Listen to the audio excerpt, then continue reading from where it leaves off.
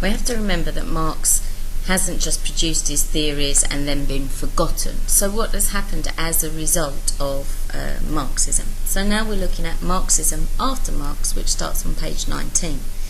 In the 20th century, particularly from the 1950s on, when Marxist sociology began to witness a revival in the West, many people have argued that, given the obvious failings of the former Soviet Union, Marxism doesn't work.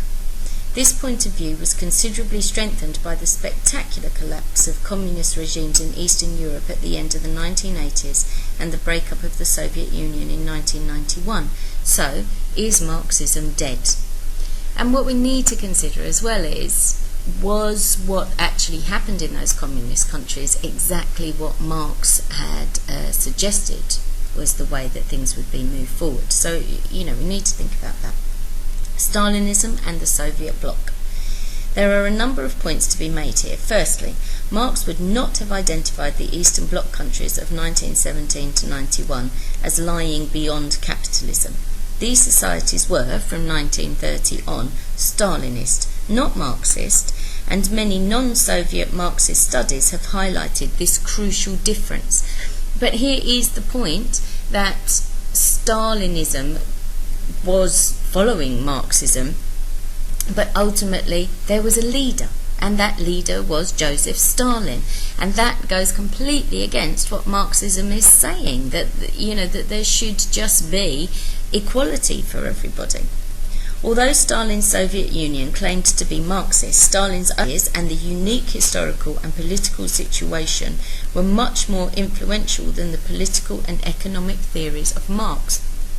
And at the end of the day, this comes down to the problem that we always have within sociology, that once human intervention comes into something, they can interpret things in different ways. And that's what Stalin did with Marxism. Marx had envisaged a socialist revolution based on class struggle between a rising proletariat and a decadent bourgeoisie in advanced capitalist countries, particularly Germany. This was definitely not the situation in pre-revolutionary Russia, which was a largely peasant-based society, not dissimilar to some of today's third world countries, or less economic developed countries, as we now have to call them. The perceived need to ruthlessly accelerate the economies of what became the Eastern Bloc in order to catch up with and overtake the West meant that Stalinism superseded Marxism. After the Soviet invasion of Hungary in 1956, many Western Marxists finally broke with what they saw as a grotesque misrepresentation of Marx's ideas in the Soviet Union. This led to the emergence of the New Left and eventually Euro-communism. Alright, so Marx perceived that it was the fact that the bourgeoisie were becoming so flippant about society and their role in it, and what they would provide for the proletariat, that would be when the proletariat would rise up. And he saw somewhere like Germany as being the typical place where this would happen. But it wasn't Germany, it was Russia, which had a huge amount of very poor people who were working the land. And this was where the revolution took place. So therefore, the results of that are going to be different in any case. And then you had these systems put in, first by Lenin and then by Stalin, which actually changed the structure of the society. And what they were trying to do was to move the society forward, not to make everybody equal, but to develop the society so that they could fit in with the more advanced areas of Europe. And they did this through 5-year plans. They had economic targets and production targets to reach, which were unrealistic, because you were talking about people who were used to farming land suddenly having to come in and learn new technologies and work through those. So there are major differences in what Marx actually perceived as to what actually happened. One of the main criticisms levelled at Marxists since the death of Marx is that it has become a complex and sophisticated excuse for the lack of socialist revolution in advanced industrial nations, as Marx had predicted. Most revolutions carried out in his name have occurred in countries with mainly agricultural economies such as China, Cuba, Nicaragua, and even Ethiopia. Okay, so what we said earlier. Neo-Marxism is concerned with explaining the reasons for this non-revolution and concentrates on analysing the use of ideological means of control by the ruling class. Working class consciousness has been prevented from crystallising in any decisive way by ideological state apparatus such as the media, politics and education.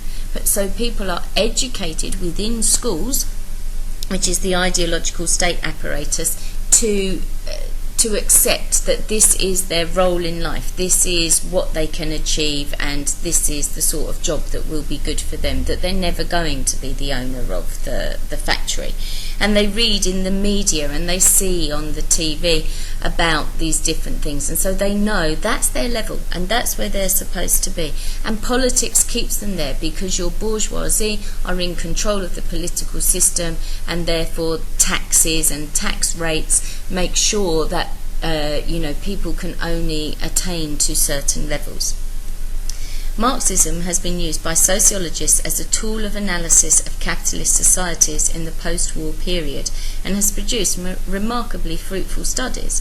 For these Marxists, nothing has essentially changed the nature of Western capitalism to make these societies less amenable to Marxist analysis. The class structure may have changed slightly, but capital and the bourgeoisie are as much in control as ever. So, through sociological research using Marxism as a tool, capitalism still is the prevalent and dominant force within society. The Frankfurt School. Critical theory is an approach to the analysis of society that developed in Germany during the interwar years and later found a home in the USA. It began as an attempt by Western Marxists to reappraise Marxist theory in the light of contemporary developments, such as the rise of fascism and Stalinism, the growth of monopoly capital and the power of the mass media. It was centred around the Frankfurt School of Critical Theory, whose members included Max Horkheimer, Erich Fromm, Herbert Marcuse and T.W. Adorno. The Frankfurt School exercised a major influence on radical thinking in the period 1923 to the late 1960s, and it has since enjoyed a revival through the work of the contemporary German sociologist Jürgen Habermas. Alright, so this was Western Marxists who wanted to look at the Marxist theory and see if it could actually fit into contemporary society and if it had a place. Because they were looking at all the things that were going on through bourgeoisie growth, and they wanted to see whether it was still important and relevant. A key feature of critical theory was the emphasis on adopting an interdisciplinary approach, combining Marxism with Freudian concepts, philosophy with psychoanalysis, economic research with historical and cultural analyses across a wide range of fields, from the family to the media, the economy to the state. The underlying aim was to liberate the individual in modern society by critically analysing all forms of domination. Critical theory was, thus, in the same tradition as Marx's concept of alienation and Durkheim's concept of anomy, a cry for the freedom of the individual amid the all-pervasive and stifling forms of bureaucracy, technology, the media and the state. Okay, so this idea of alienation or anomy is the idea that an individual feels outside of everything, that everybody else is working together and they're forced out of it. And therefore we join in to feel a part. So we join a job and we follow the rules and we do the things that we're supposed to do because we want to fit in with everybody else, and we want to have workmates and cops who we go out and socialise with, or we join a religion because then we have a group of people who can worship with together, do the same things with together, follow those same rituals. But what this critical theory is trying to do is to say, we can't just look at Marxism. We need to look at everything as a whole so that we can understand where those things come from. We have to join in other theories to link everything and to see where everything is going from here. So the Frankfurt School identified ideology as a major source of domination in modern societies and sought to show how it conceals and legitimizes the power of the ruling class. This was an extension of Marxist analysis, although members of the school were careful to distinguish themselves from traditional Marxism, which they denounced as another ideological force that was undermining the freedom of the individual. They also rejected the crude economic determinism of many earlier Marxist writers and regarded the cultural and ideological aspects of society as having a relative autonomy from the influence of the underlying economic forces. Okay, so you can have an ideology, you can have these thoughts for yourself. You don't necessarily have to have the economic power behind you to be able to do anything about them. So this is what they're thinking about when they're talking about these things. That actually it's ideology that holds us down. It's our thought processes. If we think to ourselves, actually I can do better than this, we might be able to start moving ourselves forward. But in fact, Marxism and the label that went with it just became something else to oppress people and stop them from moving forward. Habermas. Habermas argues against the Marxist idea that economic crises will inevitably lead to the overthrow of capitalism. He suggests that in advanced capitalist societies, the state has developed mechanisms for coping with economic crises.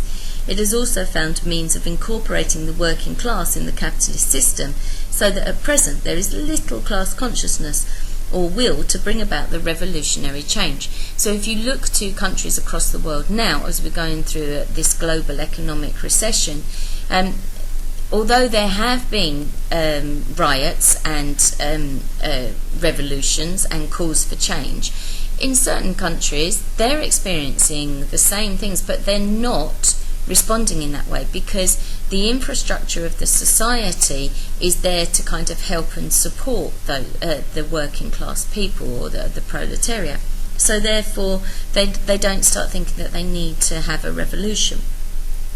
Insofar as there is a crisis in advanced capitalist society, Habermas sees it as a crisis within the realm of ideas and the state rather than within the economy. The state justifies its intervention in the economy on the principles of justice, equality and freedom. It is a democracy that must strive to serve the interests of everyone in society. However, the capitalist economy, which is based on inherently unequal relations between owners and workers, places limits on the extent to which the state can fulfill its commitment to act on behalf of the community as a whole.